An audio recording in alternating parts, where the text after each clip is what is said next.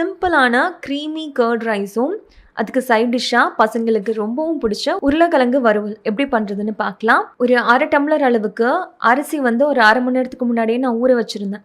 So அதை இப்போ சேர்த்துக்கலாம். குக்கரில் சேர்த்துட்டு இதுக்கு தேவையான அளவுக்கு தண்ணி சேர்த்துக்கோங்க. 1/2 டம்ளருக்கு ஒரு 3 கிளாஸ் அளவுக்கு தண்ணி சேர்த்துருந்தேன். ஏன்னா எனக்கு வந்து சாதம் நல்லா குலைவாக வேகணும். அதனால நான் கொஞ்சம் நல்லாவே தண்ணி சேர்த்துக்கிட்டேன்.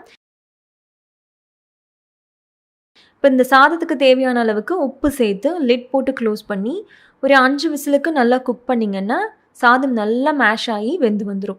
பாருங்கள், இப்போ நல்லா குக் ஆகிடுச்சு. இந்த மாதிரி நல்லா குக் ஆனதுக்கப்புறமா நல்லா கெட்டியான தயிர், புளிக்காத ஃப்ரெஷ்ஷான கெட்டியான தயிர், நீங்கள் வீட்டில் பண்ணதாக இருந்தாலும் சரி இல்லை கடையில் வாங்கினதாக இருந்தாலும் சரி, நல்லா ஃப்ரெஷ்ஷான புளிப்பில்லாத தயிராக சேர்த்துக்கோங்க.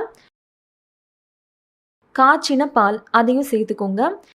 நல்லா அந்த மாதிரி கலந்து விடுங்க. உங்களுக்கு தாளிப்பு கொடுக்கணும் அப்படின்னா கொஞ்சம் போல் எண்ணெயில் கடுகு, இந்த சீரகம், கருவேப்பிலை, பச்சை மிளகாய் அதெல்லாம் சேர்த்து தாளித்து கூட கொடுக்கலாம். என் பையனுக்கு இந்த மாதிரி ப்ளைனாக இருந்தால் தான் பிடிக்கும். அதனால் நான் அப்படியே தான் செஞ்சு கொடுத்தேன். இப்போ கர்ட் ரைஸ் ரெடியாக இருக்கு. இது ஓரமாக இருக்கட்டும்.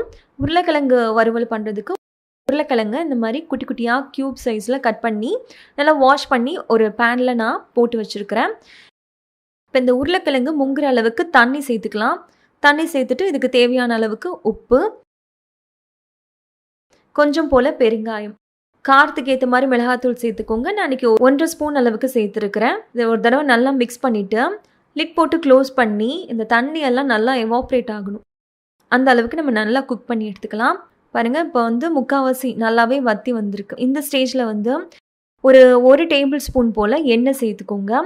எண்ணெய் சேர்த்ததுக்கப்புறமா ஸ்டவ் வந்து கம்ப்ளீட்டாக லோ ஃப்ளேம் பண்ணிவிட்டு லிட் போட்டு க்ளோஸ் பண்ணி 5 to 10 மினிட்ஸ் நீங்கள் குக் பண்ணிங்கன்னா நல்லா உருளைக்கிழங்கு வந்து நல்லா கிறிஸ்பியாக சூப்பராக இருக்கும். கர்ட் ரைஸுக்கு ஒரு அருமையான சைட் டிஷ் இது.